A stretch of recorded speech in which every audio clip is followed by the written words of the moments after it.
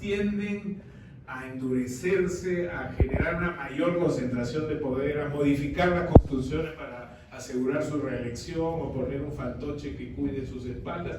Entonces, el tiempo yo creo que va a ser probablemente el que se encargue de que haya una mejor disposición de la población a querer entender, escuchar y procesar. Porque si hoy día alguien que le han matado a un hijo, que antes no podía ver a sus hijos yendo a jugar fútbol o fulbito al parque de la esquina, ve que su familia puede discurrir, pueden visitarse entre familias, etc., está viviendo un estado de vida, de calidad de vida infinitamente superior al que tenía antes de la llegada de Bukele.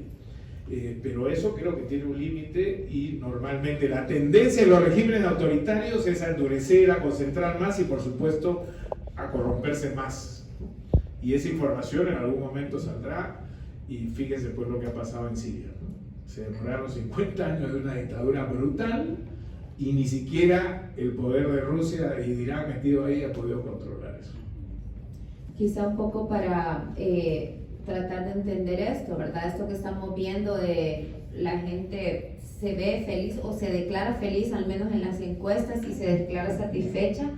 Y es bien común, yo creo que más de alguna o alguno ha escuchado esa frase de, bueno, antes robaban pero no se veían las obras y ahora quizá roban pero al menos se ven las obras. Yo a menudo lo escucho, lo hemos escuchado mucho cuando vamos y buscamos a la gente y le preguntamos, hacemos entrevistas y esa es como una explicación que nos dan o una respuesta que nos dan, que no, quizá no es tanto que la gente no crea que no haya corrupción, sino que al menos estos sí están haciendo algo. Es como una frase bien frecuente que solemos escuchar los periodistas cuando vamos a la calle y le preguntamos a la gente justamente esto, ¿verdad?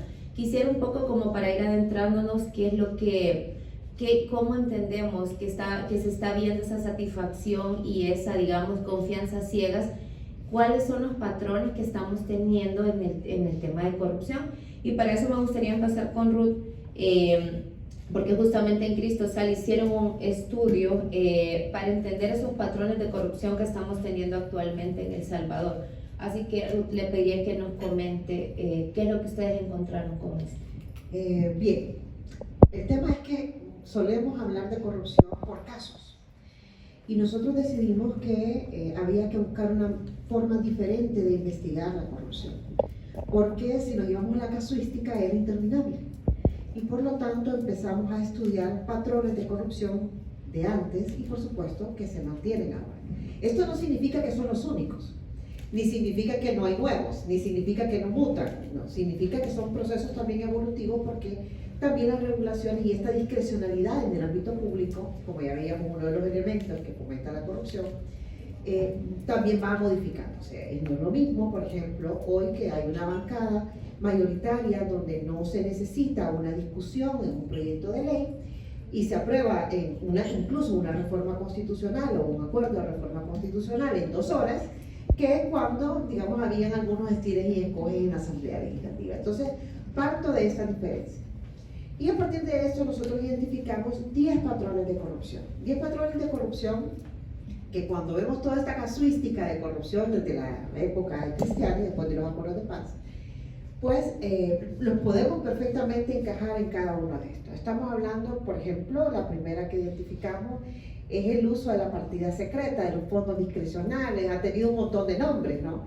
Pero al final el fenómeno es el mismo y es la amplia discrecionalidad en el uso de los recursos públicos a partir de estos fondos, de estas cajas secretas de uso de recursos, donde además, lamentablemente, la Contraloría nuestra Corte de Cuentas, no ha tenido un rol preponderante en cuanto a su investigación. Por el contrario, ha cedido ese control de ese recurso discrecional.